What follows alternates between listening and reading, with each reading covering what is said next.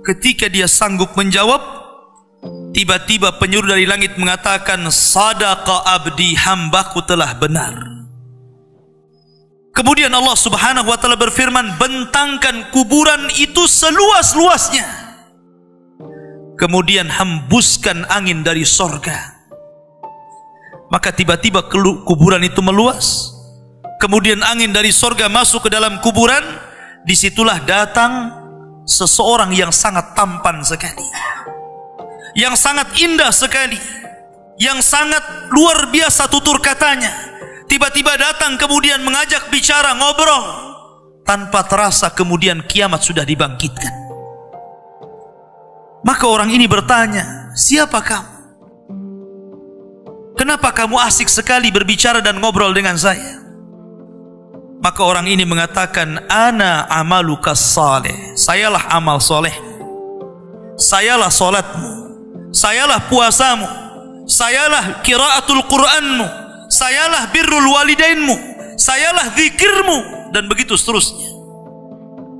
Maka ketika itu dia berdoa kepada Allah Azza wa Jal, ya Rabb aqimis sa'ah, ya Rabb segerakan bangkitkan kiamat agar aku bisa kembali kepada harta dan keluargaku. Ini gambaran ruhnya seorang mukmin. Tapi gambaran ruhnya orang kafir berbeda tentunya dengan ruhnya orang mukmin. Kata Nabi SAW, ruhnya orang kafir itu dicabut seperti seseorang menancapkan pisau seperti cerulit ke dalam kambing wol, kemudian bulunya disiram oleh air. Ketika pisau yang berbentuk bengkok itu dimasukkan ke dalam bulu wol yang sangat tebal, kemudian bulu itu disiram air, kemudian dipaksa dicabut, maka tentu akan merontokkan seluruh bulu-bulunya. Begitulah gambaran Nabi SAW. Ruhnya orang kafir apabila dicabut seperti itu, akan merasakan sakit yang luar biasa. Disitulah kemudian diutus 3 malaikat, 1 malaikat maut dan 2 malaikat azab. Malaikat azab ini terus membentak-bentak ruh yang akan keluar itu dengan mengatakan, ukhruji ila sakhatim minallahi wa ghadabi, keluar engkau kepada kemarahan Allah Subhanahu wa ta'ala dan kemurkaannya.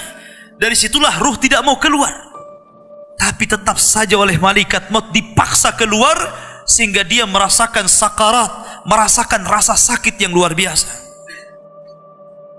Maka setelah ruh itu dipaksa keluar, langsung kemudian malaikat azab memasakkan kain kafan dari neraka dengan bau busuk yang luar biasa, sehingga satu pun malaikat yang di langit tidak berani mendekatinya. Akhirnya ketika ruh sudah masuk ke dalam kain kafan berbau busuk itu, malaikat hanya bisa saling melempar satu dengan yang lainnya. Tidak ada yang berani mendekat. Disitulah Allah Subhanahu wa ta'ala takdirkan dia tidak bisa naik ke langit. Jangan lagi langit kedua, ketiga, keempat, keenam sampai ketujuh. Langit pertama pun tidak dibukakan pintunya. Dan itulah isyarat Al-Quran, la tufattahu lahum abwabus sama wala yadkhulunal jannah hatta yalijal jamalu fi sammil khiyat. Bahwa pintu langit tidak dibukakan kepada mereka. Kalaupun dibukakan kepada mereka, mustahil. Dan mereka tidak akan masuk ke dalam sorga sampai ada cerita unta masuk ke liang jarum, kata Allah. Lihat bagaimana tersiksanya ruhnya orang kafir ini, ruhnya orang munafik. Maka ruh itu kemudian dijatuhkan dari langit, kemudian masuk lagi ke dalam jasadnya dengan kondisi sudah patah, kesakitan, ibarat Anda jatuh dari ketinggian. Disitulah tiba-tiba ketika sadar, 2 malaikat Munkar dan Nakir sudah membentaknya. Man rabbuka, siapa Rabbmu? Dia hanya mengatakan, ha la adri, aqulu kama qala an-nas wa fa'altu kama fa'ala an-nas. Aku tidak tahu, aku tidak tahu. Aku hanya mengatakan apa yang dikatakan manusia, dan aku hanya berbuat apa yang aku lihat manusia berbuat.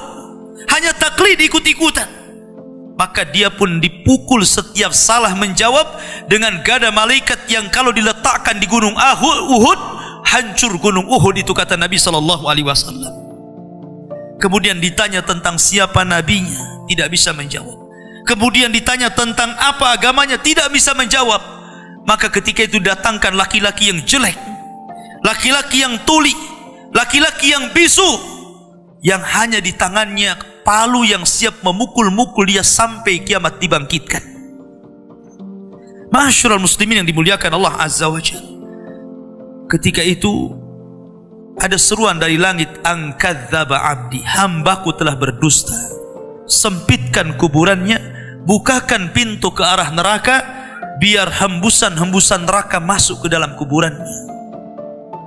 Dari sinilah Utsman bin Affan radhiyallahu anhu, seorang khalifah, apabila diceritakan surga dan neraka, Utsman tidak pernah menangis. Tapi kalau diceritakan tentang kuburan, Utsman itu langsung menangis. Alasannya apa?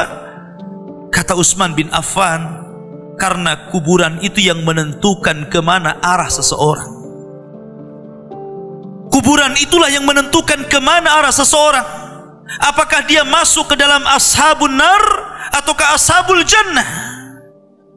Makanya Umar bin Abdul Aziz rahimahullahu ta'ala, ketika dia ziarah kubur di akhir hayatnya, kemudian dia menangis di kuburan dan dikatakan, wa ma yubki ya khalifah, apa yang membuat anda menangis wahai khalifah? Kata Umar bin Abdul Aziz, fa ana la adri min ayyi fariqaini ana. Soalnya aku tidak tahu dari kelompok mana saya. Apakah saya kelompok ahlun nar ataukah ahlul jannah? Apakah saya kelompok yang akan dimasukkan ke dalam neraka ataukah saya kelompok yang akan dimasukkan ke dalam sorga? Aku tidak tahu. Dari situlah dia menangis dan menangis orang-orang di sekitarnya. Ma'asyiral muslimin yang dimuliakan Allah Subhanahu wa taala. Oleh karena itulah ada satu tugas untuk mengingatkan kita kepada fitnah kubur yang berujung kepada azab kubur ataupun nikmat kubur. Sebuah sunnah yang sudah langka dijalankan manusia, yakni ziyaratil kubur. Kata Nabi SAW, kuntu nahaitukum ang ziyaratil kubur fazuruha fa innaha tudzakirukumul akhirah. Dulu aku larang kalian ziarah kubur, tapi sekarang ziarahlah kalian ke kuburan-kuburan kaum muslimin, karena itu hanya bisa mengingatkan kita kepada kematian dan hari akhir.